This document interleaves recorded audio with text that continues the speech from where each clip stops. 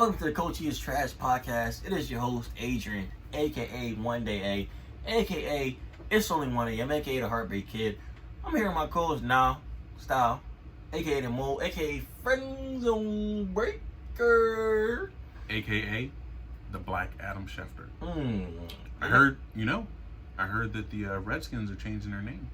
Maybe. Breaking news just came through tonight on July 23rd. Breaking news. You haven't heard that anywhere else before here? No.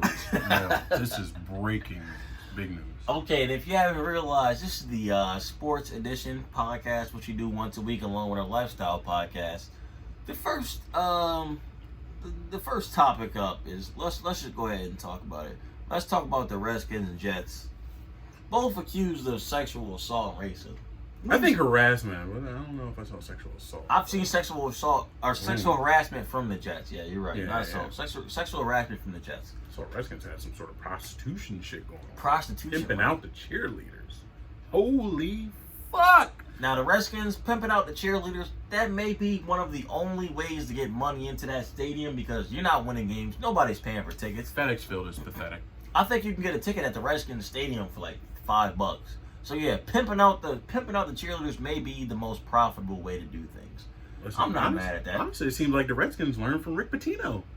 I wouldn't be surprised if they said Jay Gruden was banging chicks on a table at a local diner. Now wait a minute. Rick Pitino now Rick Pitino won championships. True. If you're gonna be Rick Pitino, you better start winning. Win. Because guess what? You never hear this shit about the Patriots. Patriots could have child hookers in there, fucking in the lockers. Nobody know because they're winners. Mm-hmm. Nobody questioning the winners. Yep. Or it would come out, it would get resolved, and then people would be right back on the Patriots train. The fans would be right back in the stands. People wouldn't say, "Oh, let's boycott the Patriots because they were doing some weird shit." No, they would say, "Well, Patriots got caught and someone got arrested, and we're back on to the winning train."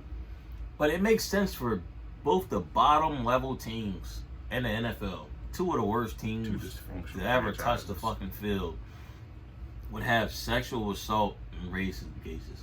It makes sense that the culture is so fucked up. Horrible owners. Because they have no idea what they're doing. They shouldn't own football teams. They just have money. Yeah.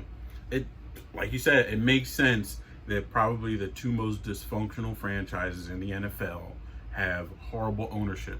Everyone thought they had horrible ownership just because the owners are like dumb and they just don't know football.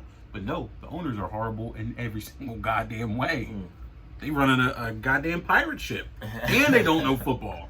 Like you can't get anything right. Holy fuck! At least make some money.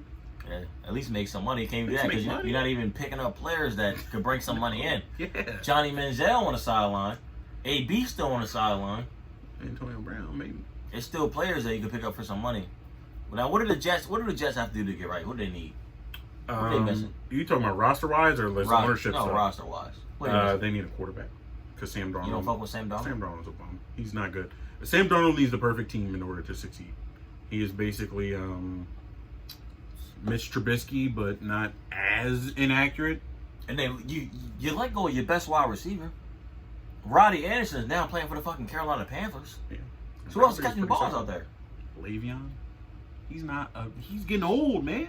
He's not even getting old, but it's the fact that the first 6 weeks, he was averaging 60 yards per carry, and he was touching the ball 40. He's touching the ball 30-something times between rushing and receiving. So he's already proven to you that you do not have enough to just keep giving him the ball every time. Mm-hmm. Christian McCaffrey has an O-line. Yeah, he can run the ball because he has an O-line. He can pass the ball. He has an O-line. Mm-hmm. A creative playbook. They just have nothing. So for you to let your number one wide receiver walk, that is nuts to me. You need so much more than the quarterback. I don't. Yeah. But that's the starting point. They just need a really good quarterback. Sam Darnold's not going to get it done. If he gets it done and gets them to the playoffs, it'll be 5-6 years from now when they actually have a really good roster. If that ever even fucking happens, I doubt it. 5 to 6 years? Yeah, 5 to 6 years. I doubt the Jets have a great roster at any point in the future. Teams don't turn around that fast. I'll tell you that right now. Sam Darnold, perfect example. Sam Darnold is Mark Sanchez, but not that good. And Mark wasn't that great. But Mark had a really good team around him, and he got the job done. He took them as far as they could go. Mark Sanchez was one of the GOATs. The Sanchez. Mark went to 2 AFC championships. Had he not had that butt fumble? He would be remembered. We would have been talking about him like he was Eli Manning. Exactly. He would be remembered as a pretty solid QB. The Buffalo ruined his entire career is one fucking play. So what do the Redskins need in order to compete? Redskins are actually in a somehow better position Than the Jets? than the Jets. I disagree. Let me tell you why. Tell me why I disagree. Because by some miracle, you can force Dan Snyder out. Just get some new ownership in, whoever it may be. I'm hearing Jeff Bezos is in the running to buy the Redskins. But Jeff Bezos also fucks a lot of guys' wives. So keep that in mind. Who gives a fuck? He fucked Johnny Depp's wife constantly. He had a key to the apartment. Keep going though. Who gives a fuck Who about that? Go ahead. Yeah. That has nothing to do with owning an NFL team. I heard Jeff Bezos got the Washington Post to investigate the Redskins in the first place, and that's where all this information started getting leaked out. So Conspiracy theory? No. It's not a conspiracy. It's just, hey, I want to purchase a team. I know their owner is a shitbag. Maybe I can get this information out there so I can purchase the team. Rich people know rich dirt. Rich people know rich dirt. And Jeff Bezos, so you get a different guy in there. You have Ron Rivera, signed on, 5 years or something like that? Okay. Ron Rivera, great head coach. Players love him. Smart guy. A great leadership presence. You got a little bit of talent on defense. Dwayne Haskins, not a complete bum, I guess. You can rework the offense. They might be in a better position. You have more leadership in that area. Jets have no leadership whatsoever. Okay. Just a bunch of dudes thrown together. So bad ownership. I've heard you name, for the Jets, you name multiple positions that they can get better at. Mm-hmm. But for the Redskins, you left that blank. Is that because the Redskins need help everywhere? That's because the Redskins know that they're a long-term project. What are the Jets? Win now?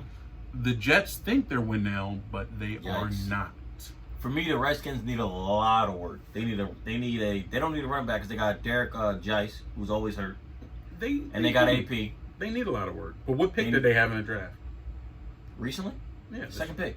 Chase Young. What pick did the Jets have? Jets won too much.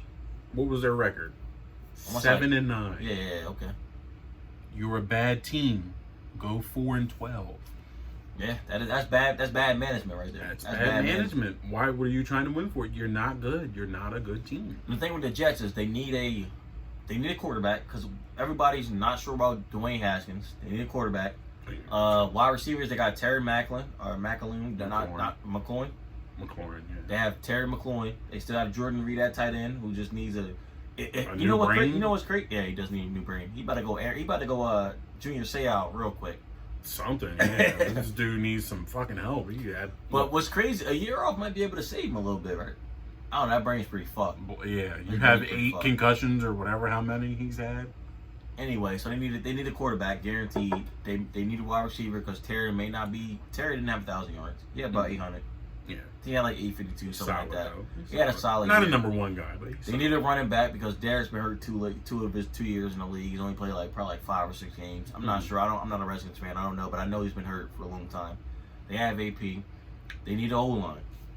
They need a D-line, but they got Chase Young. They still got Ryan Kerrigan in there. Yeah, their D-line linebackers are decent. They got a solid front 7. D-backs is solid, I think. They need D-backs. D-backs is solid. They got Landon Collins out there. They need a lot. I think they have a decent corner. I think their defense will be solid because Ron Rivera knows what he's doing. Their defense will be solid, and then you can slowly work on the offense. Look at the Bears. Who do you think was the most sexist franchise out of the Redskins and the Jets? Probably the Jets, right? They big city. Hey, you do this, I can make you a model. You would think that because the Jets, once again, it's.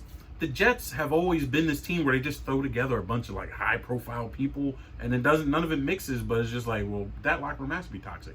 But the Redskins, piece of shit owner, absolutely horrible owner. You have all this turnover in the front office, dickhead coach. I think they probably were definitely way more sexist. I think the Jets probably was limited to the owner. The owner you're probably right. They probably were more sexist because you probably need more connections in Washington. That, and I think their entire... Hey, you want to go to Club Risque every night? Suck this dick. You better pimp out this guy right here. See?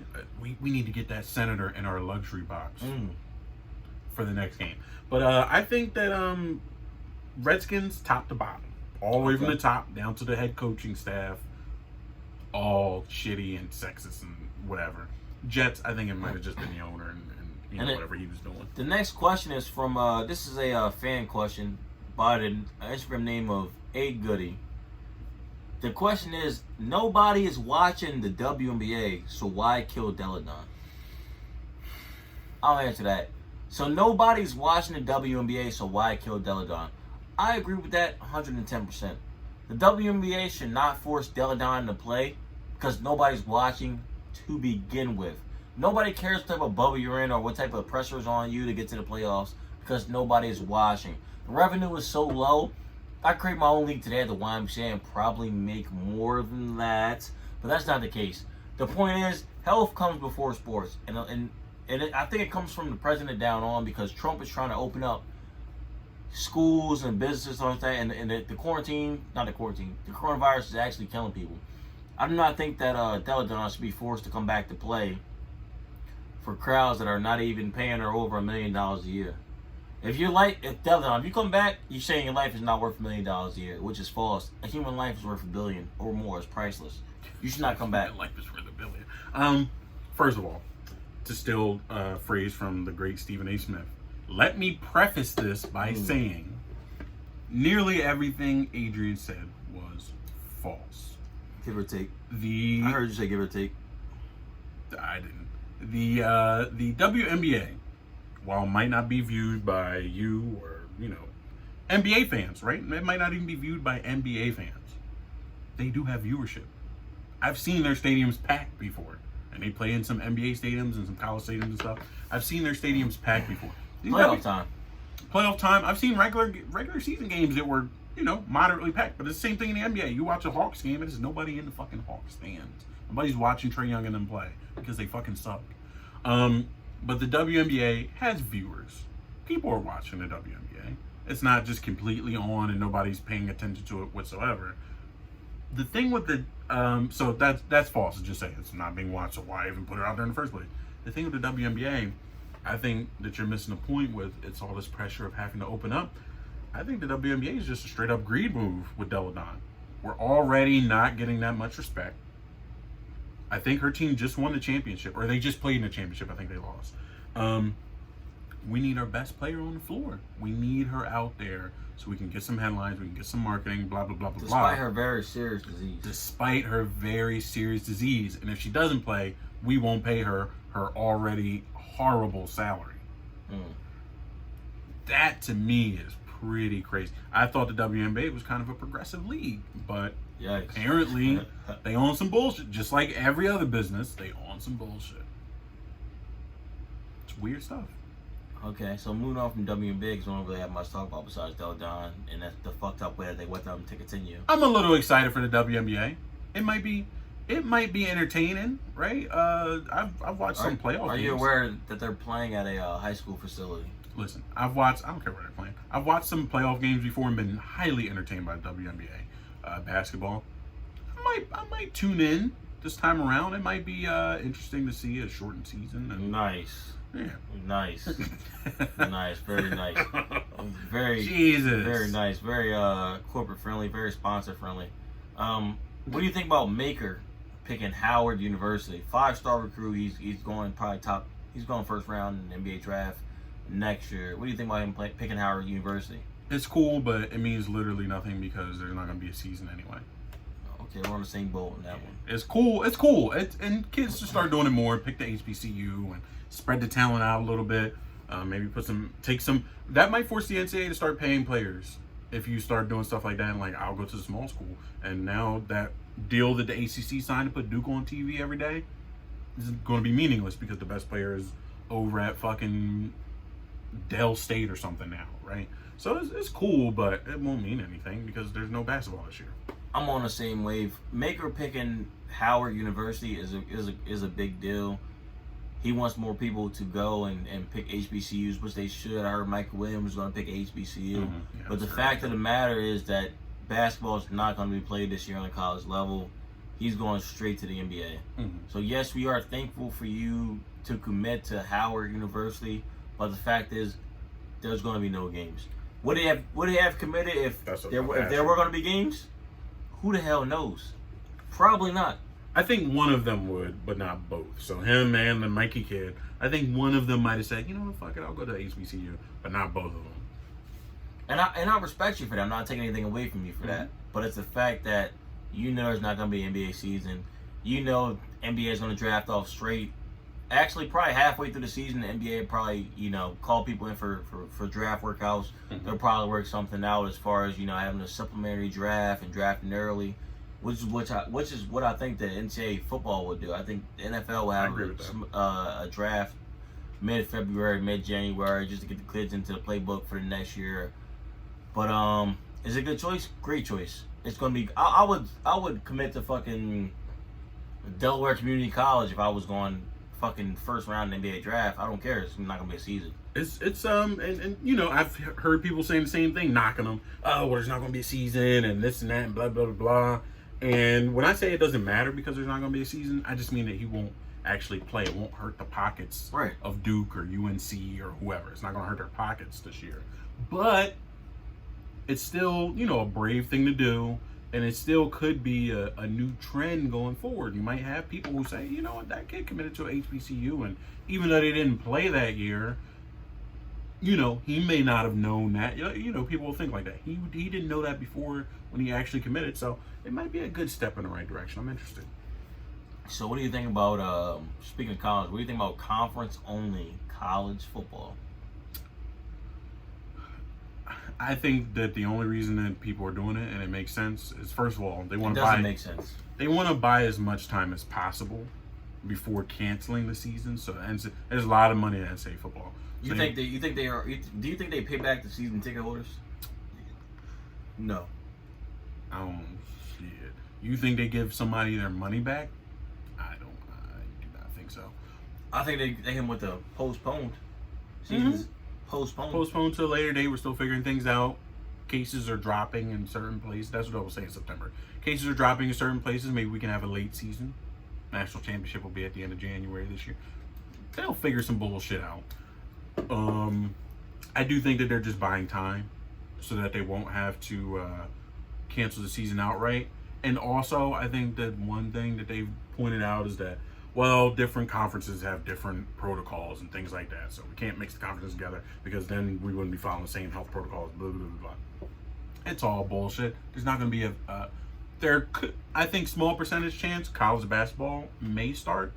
College football, absolutely not going to happen. I think we have more chance of seeing like college baseball, college softball, like the spring sports. Spring stuff. Yeah, definitely. But definitely no college football. I would be shocked if we saw like a full college So what happens? Season. What happens to the football athletes? What do you think happens? Obviously, another year of eligibility for some. For the ones who were actually going to go to the league. Like Trevor Lawrence and such? Yeah. They may get... You said supplemental draft. I can see the NFL doing a draft immediately at the end of the season. Or if the season gets cut short, doing a draft like a month later or something like that. Or figuring out some sort of combine thing. Because combine is social distancing. Not that many people put together. Find out some sort of shit like that. Could you see them taking the top 100 draft picks and putting them in the bubble and doing a 7-on-7 type league? Just to see their footwork, their movement, things of that nature. Would you watch that? Yeah, sports. I'm going to watch it. Would Vegas watch it? Before you ask me, That's I'll watch question. it. Yeah. Would Vegas watch it? No. Can I bet on it? Yeah. Hell yeah, I might check it out. 7-on-7. Who's leading the team? I'll watch some cricket. Trevor Lawrence? Yeah, fuck it. Put it on. I'll watch it. Them tennis prop bets be hitting. I'll watch some tennis just to put in some bets. If the season does get canceled, I think the NFL will take those players under its wing and say, listen, no bullshit, no guests allowed, 6-week, maybe not 7-on-7 because they want to see old linemen. We'll do 7-on-7 to be actually 7-on-7, but we'll do 3 down linemen. No, we'll do 9-on-9. 3 down linemen, 6 skill players. Quarterback, 5 receivers, and 5 running backs. Or 5 receivers and running backs. I think you're on the right track. I can see the NFL doing some sort of extended combine. Where like maybe instead of combine just being a couple days and you run a 40 and you do a certain couple drills or something like that. So you don't see them going 7-on-7? I don't see them doing like competition stuff because if the NCAA football season is canceled, it's because they don't want them doing that type of stuff. Because they can't afford to put them in a bubble. That's the only reason why the NCAA is being canceled. And also, the NCAA provides no sort of benefits to their players, like the medical insurance is all fucked up and stuff. So if someone was to get sick and lose stuff, So you're saying they would end up taking away scholarships, people like and stupid people shit like that. Trevor Lawrence wouldn't play in the 7-on-7, as they shouldn't. But you're saying they wouldn't. I think the top stars would just sit it out. Why? Yeah, true. You were already projected to go number one. I agree with Nothing's changed. What could possibly happen to hurt your I draft agree stock with that. besides an injury or looking like you're not that good anymore? I don't know. NFL might try something like that. I don't see a full 7-on-7, just some sort of extended combine. Okay. Another question. Last sports question. Last one. Not the last one, but we'll see. If you don't win in the playoffs, are you a winner? What sport? Basketball. I'll let you go first. Okay, I'll go first. If you don't win in the playoffs, no way, shape, or form you are a winner. I know a ton of guys who never won in the playoffs that I feel like are some of the best athletes. Jamal Crawford's never won a playoff game. Michael Redd You never know playoff won. games. Who? Jamal? Yeah. Has he won a big title? No. Okay, so let's go. Has he ever made it far? Brandon Roy, never. Chris Paul. Chris Paul, never. Melo, he went to the West Conference Final, didn't win. Once, yeah, once. Never. It's things like that where if you aren't a winner in the playoffs, are you a winner? No, you're not. Steph Curry, certified winner. James Harden, no. Russell Westbrook, no. KD, no. These dudes don't win in the playoffs. They're not winners. I think you brought up a good point. If you don't win in the playoffs, you're definitely not, and you were the star of a team, dude like James Harden, bona fide star, the centerpiece of the team, and you can't get it done in the playoffs. We've seen it a couple times. Could not get it done in the playoffs. Because he shit the bed. Not because he played really well and the other team was just better. No, he shit the bed a couple times. You're not a winner. But you bring up someone like Steph Curry or Kevin Durant. Just because you win in the playoffs or you have won a championship also does not make you a winner. Steph Curry has never been Finals MVP. Steph Curry's... Come on, we're not counting Finals MVP. Steph Curry, because, well, I'm getting there. Steph Curry's playoff stats are considerably worse than his regular season stats. By like 7 points per game. Yes, considerably worse. Totally different during the playoffs. Even the first time when they won the championship and Iguodala was Finals MVP, Steph did not have a good series. He averaged like 19, 7 to 7. Steph was not he didn't have a good finals. He didn't have a good playoffs that entire time. 19, 7 to 7. On horrible shooting percentages. So, yeah. Just because you win it, if you don't win in the playoffs in the NBA, definitely not a winner. Can't call you a winner. I think one exception would be like someone like Karl Malone or Charles Barkley, who they lost because they played Michael fucking Jordan. Like, you know, what could you really do?